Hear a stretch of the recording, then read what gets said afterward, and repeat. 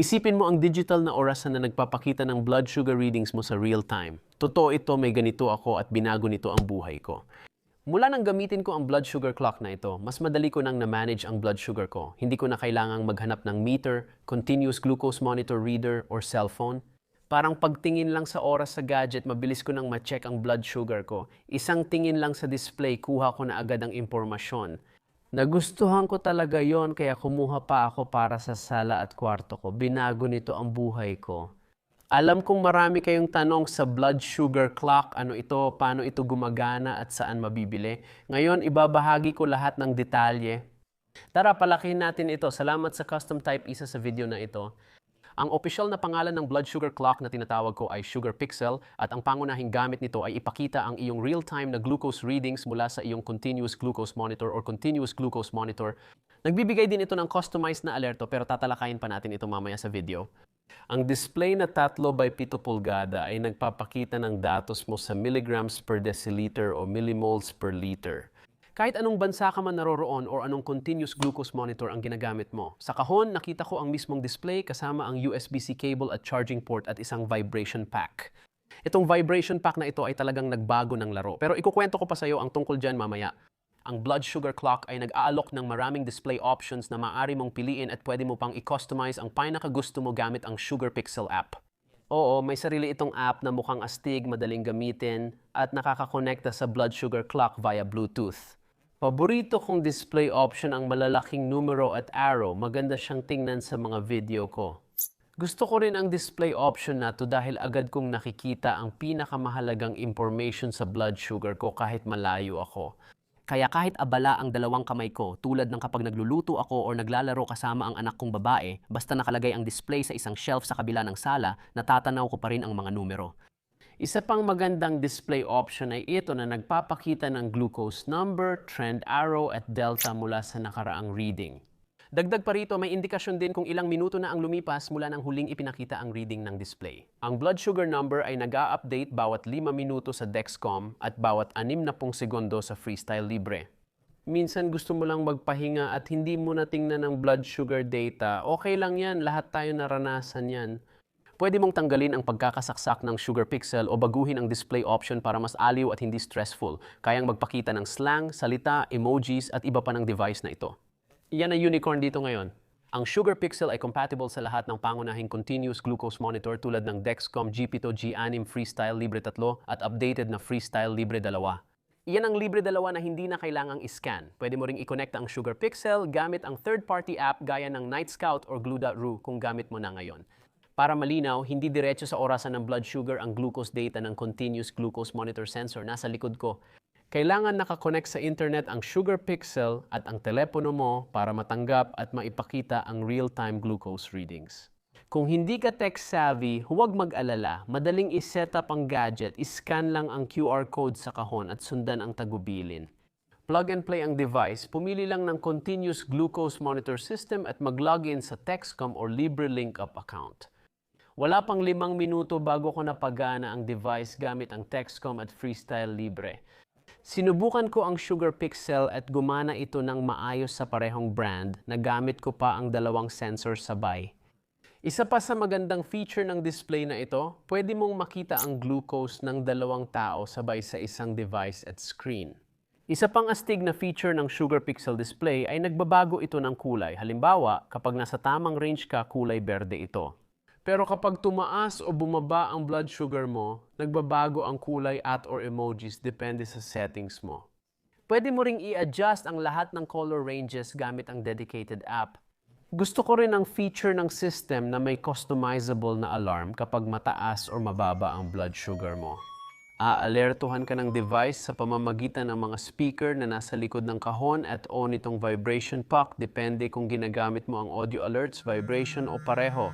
3 volume options ang system pero sigurado akong malakas ang tunog ng speakers at pack kung kailangan. Kahit madalas kang di magising sa alarm ng continuous glucose monitor mo, tiyak magigising ka dito. Ipapaalam ko kung gaano kalakas tunog nito. Sa ngayon, 78 ang blood glucose ko, kaya ilalagay ko sa 100 ang low blood sugar alert ko tuwing gagawin ko ito. Iyan ang pinakamahinang volume at ito naman ang pinakamalakas. Astig, di ba? By the way, random ang tunog ng alert, kaya hindi agad nasasanay ang utak mo sa mga ito. Kung gusto mong maging discreet at di magising ang iba sa bahay, gamitin ang vibrate-only mode at ilagay ang puck sa ilalim ng unan or fitted sheet. Pero ang pinakagusto ko dito, kapag tumunog na ang alarm mo, hindi mo na kailangang magkalikot ng phone o receiver mo para patayin ang alarm. Ang kailangan mo lang gawin ay pindutin ang snooze button sa blood sugar clock at pwede mo ring pindutin ang like button sa ilalim ng video na to. Gets mo ba ang ibig kong sabihin? Pwede mong i-customize ng buo ang alarm levels, pwede mong itakda kahit saan mula 40 hanggang 400 para sa parehong high at low alerts, at pwede mo ring i-customize ang snooze interval. Pwede mong itakda ng 5 minuto hanggang 2 oras para sa low blood sugar at hanggang 4 na oras para sa high blood sugar. Ngayon, gets ko na. Parang hindi ka panipaniwala ang lahat ng sinabi ko tungkol sa Sugar Pixel. Bago mo i-click ang link at umorder, gusto ko munang ibahagi ang ilang saloobin tungkol sa mga posibleng hamon sa device na ito. Sa pamamagitan nga pala, kung gusto mo akong i-message ng direkta, ang pinakamagandang lugar para gawin yon ay sa aking Patreon. Sumasagot ako sa tanong ng mga patron at kung sumali ka, mapapanood mo ang bonus content at masuportahan ang channel ko. $7 lang bawat buwan ang membership sa Patreon pero limitado ang slots sa group ko. Dahil gusto kong masigurado na may sapat akong oras para makipag-ugnayan sa inyong lahat na sasali, kaya sige na, i-click ang link sa ibaba at sumali habang may pagkakataon pa. Ngayon, pag-usapan natin ang ilang issue sa device na ito. Hindi kayang ibigay ng blood sugar clock ang lahat ng datos na meron sa Dexcom or Libre app mo. Kaya, malinaw na hindi nito kayang ganap na palitan ang mga iyon, lalo na kung mas buo mong gustong makita ang datos mo. Pero kung iisipin mo, kadalasan, 3 impormasyon lang naman talaga ang kailangan mo tungkol sa blood glucose mo, 79% ng oras, at iyon ay ang glucose value mo, ang trend ng glucose mo, at ang delta. Sa pagitan ng huling dalawang pagbabasa, ang iba ay ingay lang 79% ng oras. Ito ang dahilan kung bakit inire-recommenda ko ang Sugar Pixel sa mga kaibigan ko. Kombinyente at practical ang minimalist na approach nito sa pagtingin ng datos at 100% hands-free pa.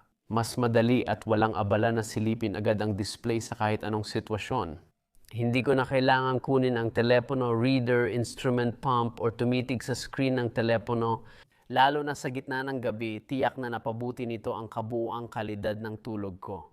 Kung nasa kwarto mo ang display, pwede mong ibaba ang liwanag nito para hindi ka maistorbo.